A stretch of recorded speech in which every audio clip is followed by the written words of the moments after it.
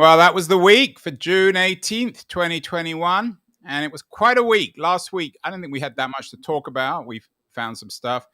This week, everything's been happening, especially when it comes to regulation and antitrust.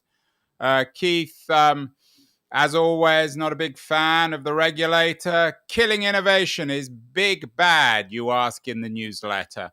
So what's been happening on the regulation front this week, Keith?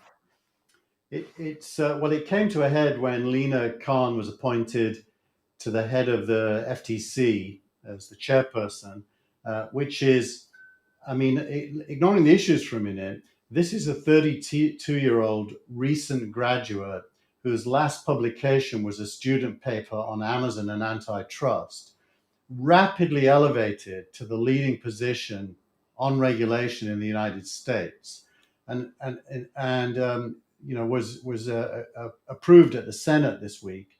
So it's kind of astounding for her personally. And you can tell from her name, she is of Indian origin, and a woman to boot, and is leading a really powerful agency. So, firstly, congratulations to her for getting that position and for having what it takes to do it. Having said that, I'm a little bit surprised she is doing it, given her lack of seniority in the space.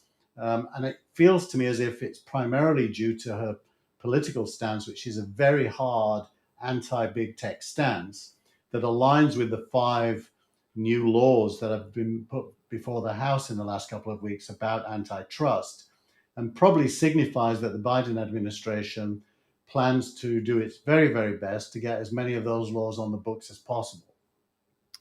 Well, I think one of the things that Silicon Valley has always said about Washington, well, there's a series of things that Silicon Valley has always pointed its finger at Washington, D.C. Firstly, they're all bureaucrats. Secondly, they don't get technology or the internet. And thirdly, they're all old white men.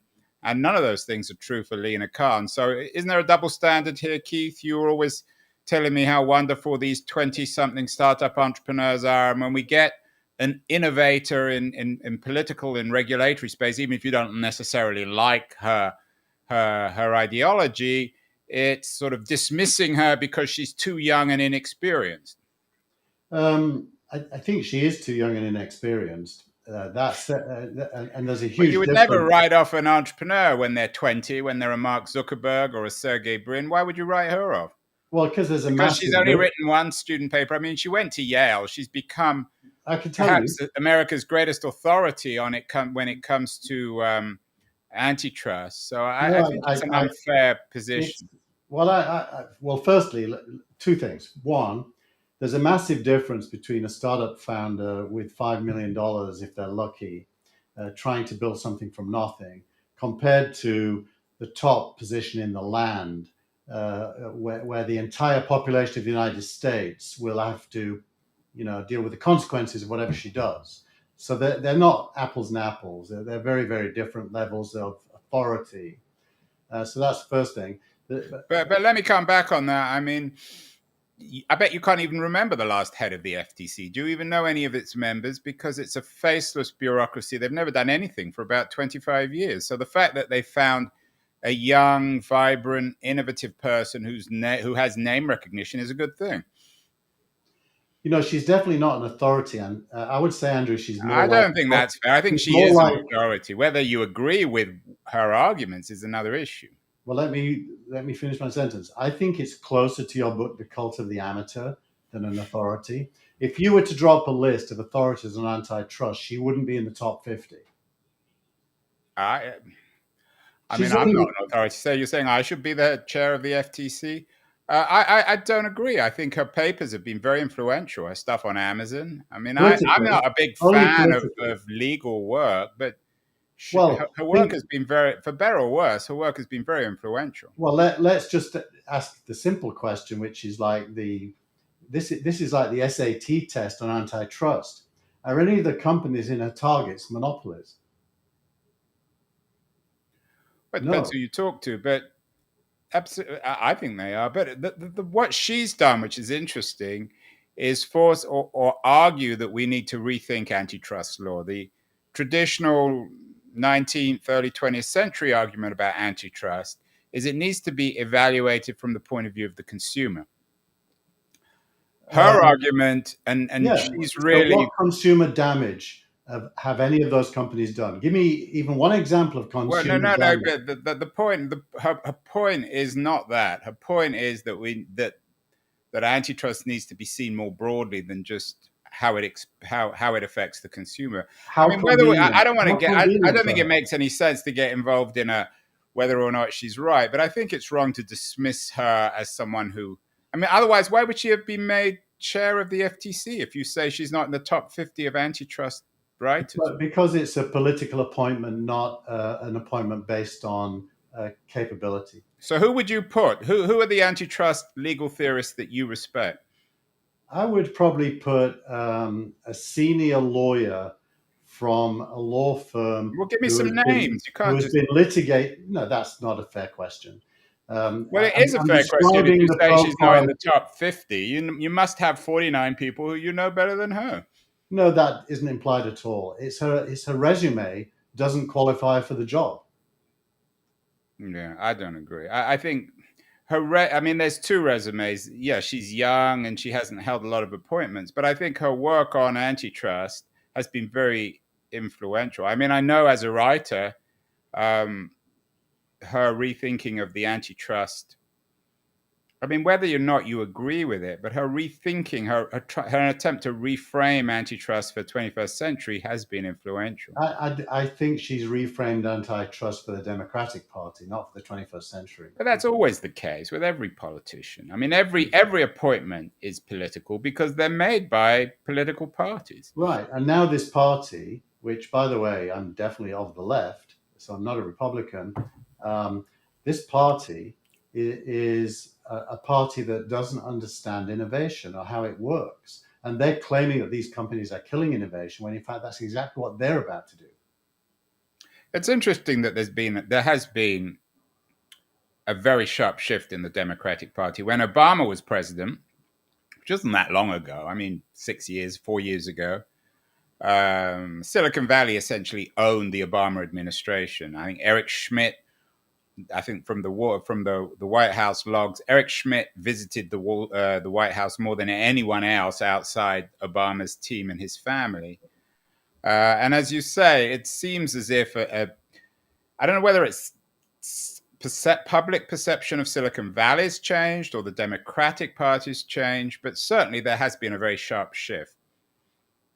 Yeah, no, I think so. And, it's driven by bad behavior. So let's just give some credit where credit's due. Amazon has got all kinds of bad behavior to do with killing off sellers on its platform by copying their products. Google has bad behavior by putting its own results at the top of search, pushing down the organic search results.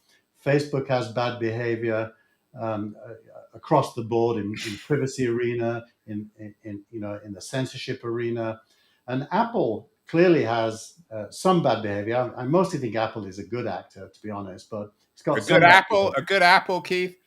It's a good Apple.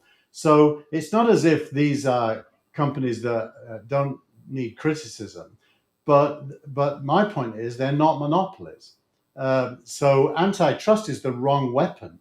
You may need to regulate some things, but like for example, force them to not be able to cancel people just because they disagree with them.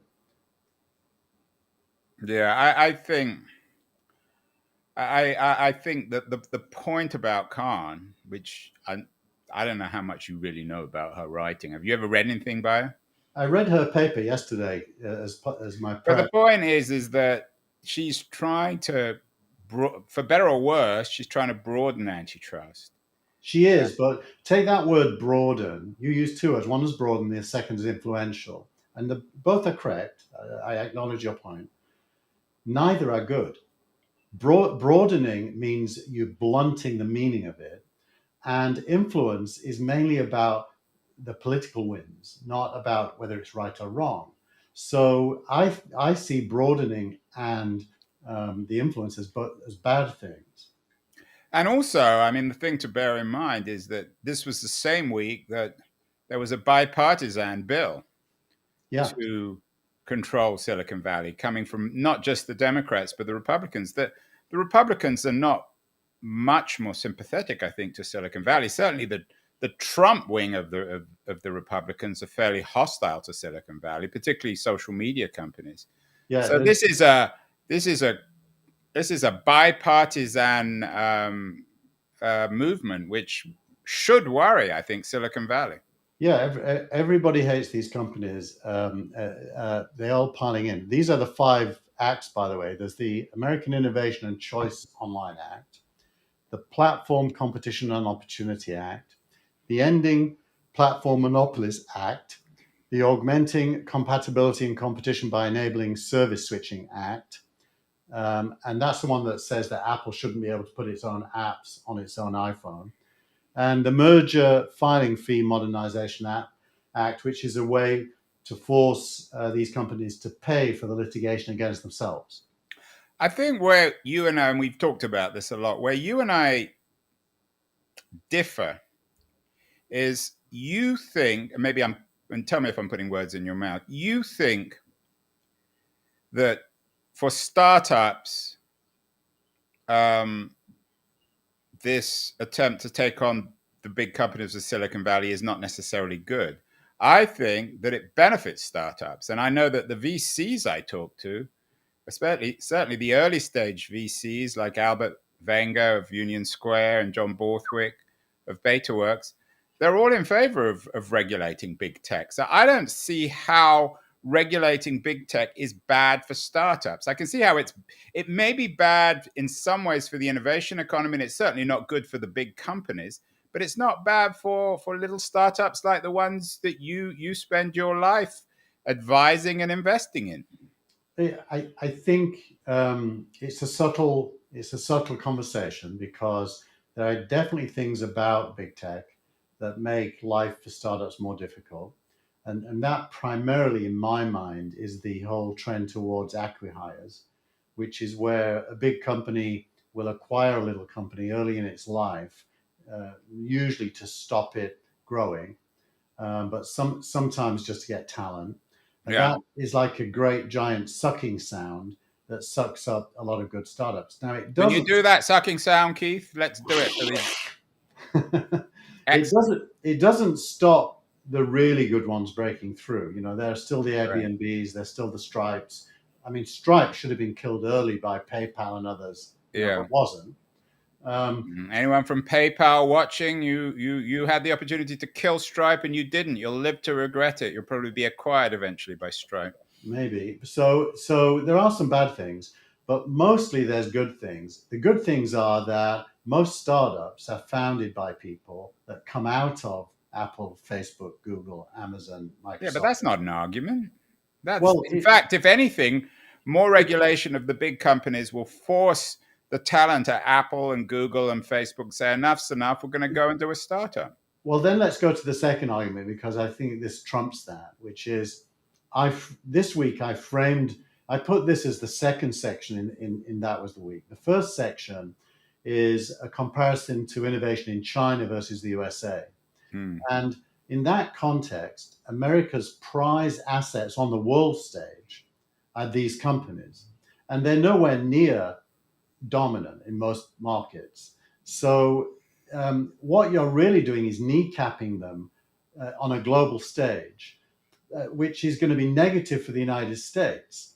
And meanwhile, China, by the way, is doing the same thing to Alibaba. Jack Ma's came close to being imprisoned, and Hmm. was and Ant Financial was prevented from doing an IPO because the Chinese government didn't like the amount of independence he had from them.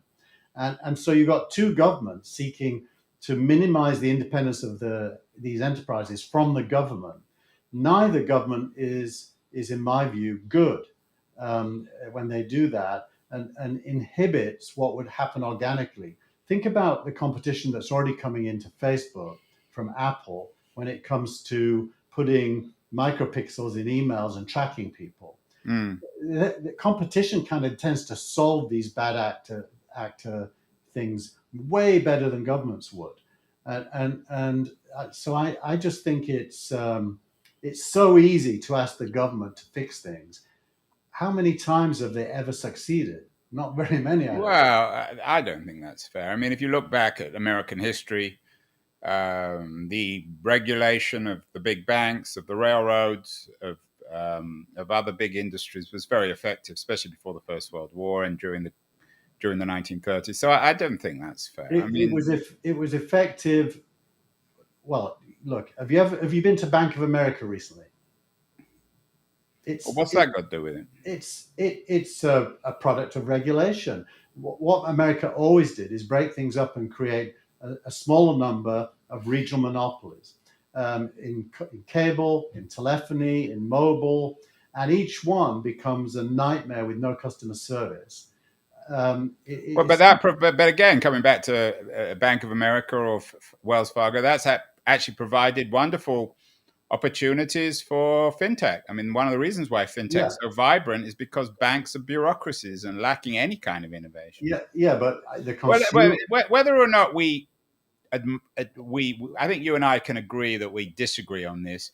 What about the effectiveness, Keith? Do you think that this is all symbolic? It's Biden's attempt to win the left, and that really nothing much will change over the next 4 years? I don't blame Biden at all. I think Yeah, Biden's and doing Biden, to be fair, the American system, I mean, Biden doesn't control the FTC. He yeah, can appoint people, but he can't tell them what to do. So yeah. there is a level of independence here. I don't blame Biden, and I don't blame Lina Khan. Actually, I actually blame the left of the Democratic Party for what is effectively a Stalinist anti-monopoly capital agenda. It comes from Well, Stalinism. I don't think I think we can drop Stalin and Hitler from this. I don't think it's got anything to do with Stalin. So you're saying what? Well, Bernie I'm talking Sanders as a I'm, t- or Elizabeth Warren or both? I'm talking as a student of politics over many decades. So when I say Stalinism, I don't mean it as a term of abuse. I mean it intellectually. Stalin had this concept that large monopolies and state monopoly capitalism was his enemy. If you read what Stalin wrote, which he wasn't very much, by the way, but it was all about monopolies, and it came from the communist tradition to be anti-monopoly. It's a completely alien tradition to entrepreneurialism to be anti-monopoly. A monopoly, if you can get one, is the product of a lot of hard work and innovation. So to me, a monopoly mostly is a good goal to have. Well, but no one's arguing. No one's arguing that it isn't. It's obvious that any entrepreneur. I mean, Peter Thiel says this in his book. Any smart, aggressive, innovative entrepreneur wants to become a monopolist. No one's saying they shouldn't because they would control their market. What Yeah, Khan and others are arguing is it doesn't benefit other entrepreneurs and it doesn't benefit society if you have monopolies. So those are two different arguments. No one's against the idea. No one's saying that an entrepreneur shouldn't want to become a monopolist because that's what entrepreneurs want. That's what they yeah. are. Well, and then the question is, and we can, I guess we can move on because we'll go around in circles. But the question then is, are these monopolies, or are they still very Okay, early we've in the been over that. But what about the impact? Do you think that this is actually going to break Yes. through? No, well, I don't feel as if Lina Khan will be successful in getting even one of the five acts passed, but I do think something will get passed. What it will end up being, I honestly don't know, but something will get passed, and it will in some way. Uh, it may focus on one of these companies. It may turn out that one is a bigger target than the rest, or it may be that there's some generic rules that it's very hard. Imagine if we were trying to do this on her side of the table, and you take a snapshot of 2021 and everything you believe is wrong with it, and try to enact a law that fixes it. Well, by 2023, it'll be a whole different set of problems. So I don't think this lends itself to policy. Actually, I think policy is the wrong weapon. I think competition is where you solve it. Well, I think what we can say for sure is that the weather has changed in Washington, D.C., and perhaps in America generally. A pro tech atmosphere has shifted to an anti tech one, which is coming out with Biden's appointments and it's coming out in lots of ways. I think perhaps the person behind a lot of this is Tim Wu. who is Biden's tech advisor, who presumably made the call on Khan. I don't think we've heard the last from him. What else has been happening this week beyond regulation, Keith? I know that uh, crypto and blockchain continues its inevitable rise. The hysteria around NFTs continue to grow. CNN, even of all companies, is embracing NFTs. Yeah, so the newsletter this week has a few things. What digital ID, which is Apple's building your driver's license into your iPhone. So suddenly, your digital ID is actually your driver's license, which means nothing changes. Uh, What do you uh, mean nothing changes? well, it already is, right? It's just going to be on your iPhone now instead of in your pocket. And we can have our vaccine on it, our vaccine proof. Well, California just announced a vaccine app that's going to replace the paper proof that you've had the vaccine, which I think is a great thing. Thank God for that. Then there's a whole section on lots of stuff going on in venture. But to your point, crypto, yeah. CNN, this is kind of interesting. CNN has decided to take its archives and to allow people to buy ownership through an NFT of a clip. Let's say the soldiers on Mount Iwo Jima was it World War II or the Korean War? I forget. World War II, I think. So the archives are for sale. Now, that doesn't mean CNN will delete these clips from the archives and you'll now have them on your hard drive. They're going to stay at CNN. CNN can still show them, but you'll have a certificate, digital certificate called an NFT, which says that you're the owner. And people buy them because they assume they'll have resale uptick. 10 years from now, 20 years from now, they'll become very valuable, just like paintings do. So I Keith, thought, I hope you're productizing some of those emails with Mike Arrington at TechCrunch when you started that, or when he started it, and you were his partner and investor. And I hope you're also saving some of the stuff you did in the '90s, because you were one of the pioneers. So we're all not only productizing but profiting from our role in the digital revolution. yeah, artifacts suddenly have a way of representing themselves in a digital world and being owned, which is kind of novel. Yeah, and the NFT thing I find fascinating because, in a sense, it's an attempt to get beyond the idea of the copy. Yeah, It's an attempt to establish something beyond the copy, to build an authentic product in the digital space, which is, in a way, it's antithetical to digital technology, and yet it seems something that I'm not sure if there's a technological appetite. I think there's a cultural appetite for it. yeah. It's interesting. This week, the band Oasis sold the catalog for 200 million to a new owner. And earlier we talked about on a program a while ago that Twitter bought Tidal, who has a huge catalog. Oh, Twitter! But when did Twitter buy Tidal? Sorry, not Twitter.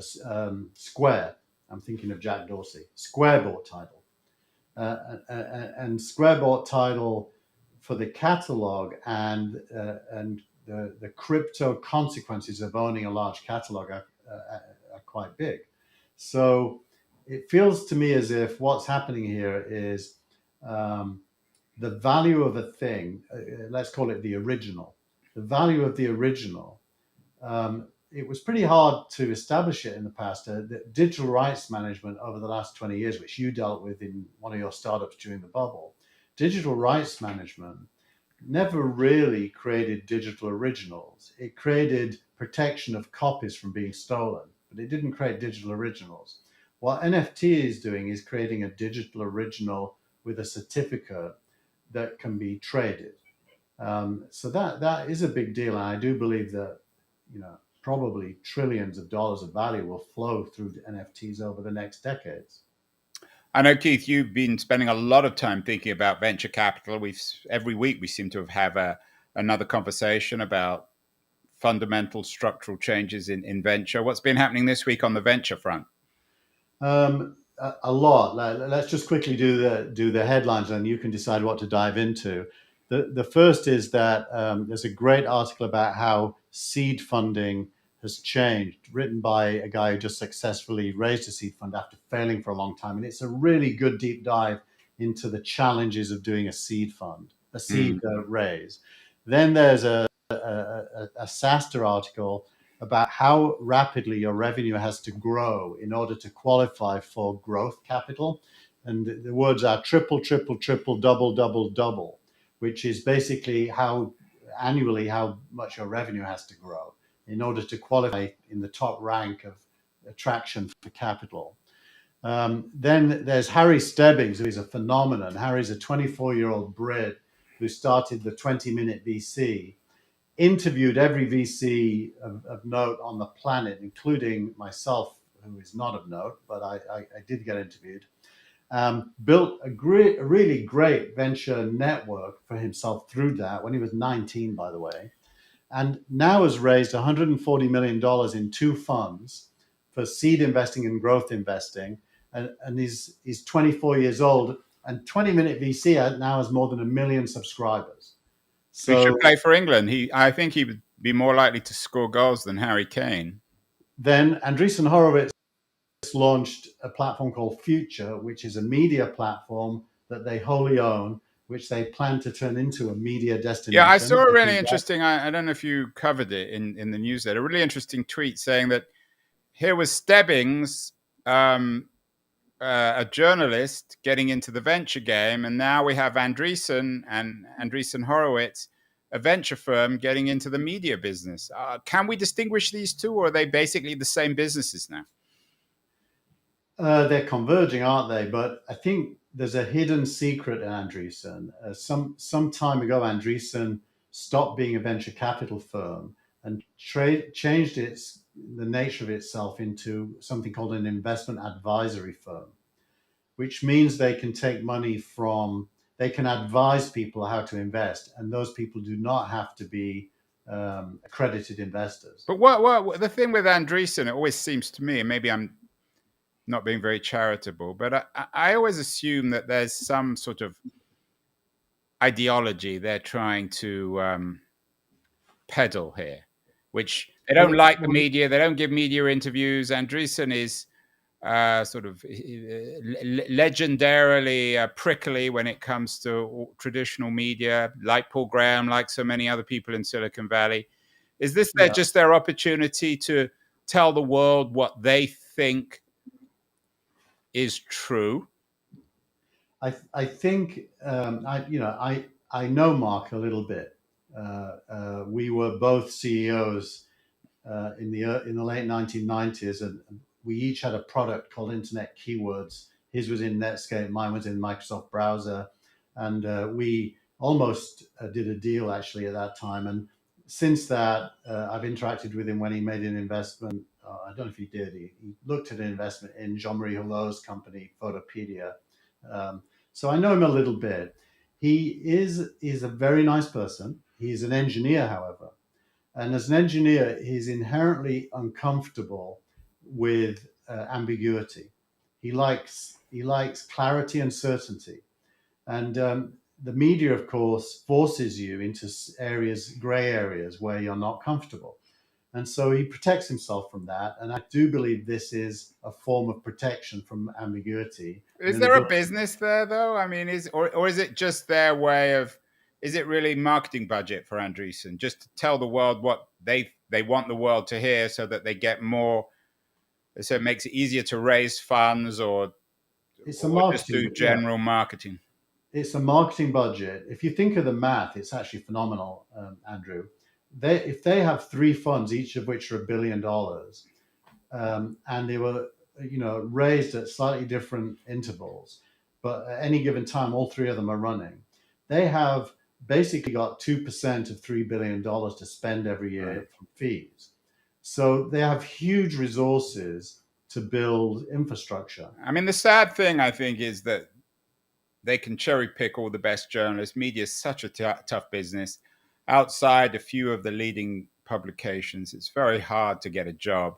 So they can find people fresh out of journalism school. And Well, I'm not sure they're necessarily doing anyone a service with this except themselves. I'm shocked they haven't tried to acquire Now TV, and that was the week yet. I mean, if they really want the best of Yeah, the best. exactly. Yeah, Mark Andreessen, if you're watching, we may sell. Um, and the other thing that's worth mentioning is Tim Draper, who is, of course, well known to most people listening to this. In the UK, there's a fund that is a publicly traded fund, which is kind of interesting for me because I plan to launch a publicly traded fund in the future.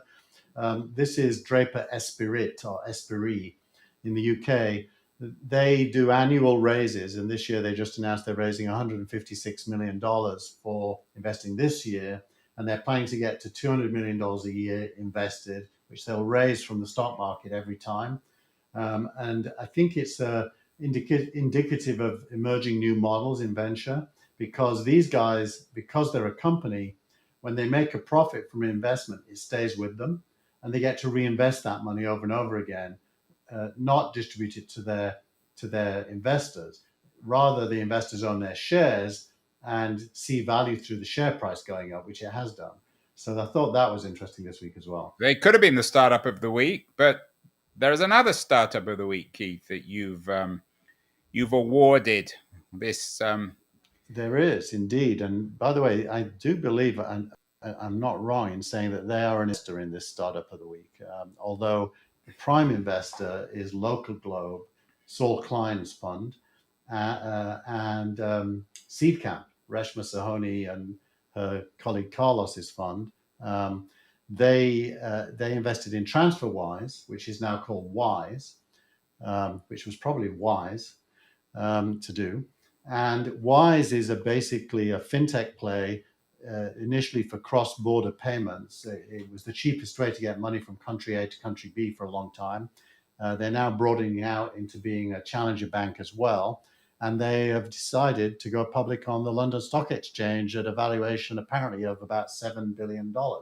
So they get to be startup of the week because they are a real startup that grew from nothing and are now established.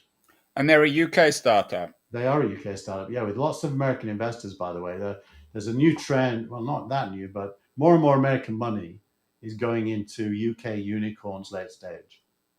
So you have sort of, again, simultaneous things going on. You talked about this a little bit earlier, strong states, China, the US, protectionism, and at the same time, the growth of international payment systems, which reflect the core economic truth is we do business not with our neighbor, but with people across the globe. Yeah, that's where, generally speaking, nationalism conflicts with human interest. Human interest is essentially globalizing is a good thing. Of course, there are victims of globalization, and you've got to correct the haves and the have-nots as it happens. So it's not perfect, but nationalism and protectionism tend to go in the opposite direction. Although I will admit, I just watched England versus Scotland, and the one place I am a nationalist when it comes to football, or soccer as they call it here. I'm generally a nationalist. The one place I'm not a nationalist is soccer. You call it soccer. It's actually called football, Keith. Yeah.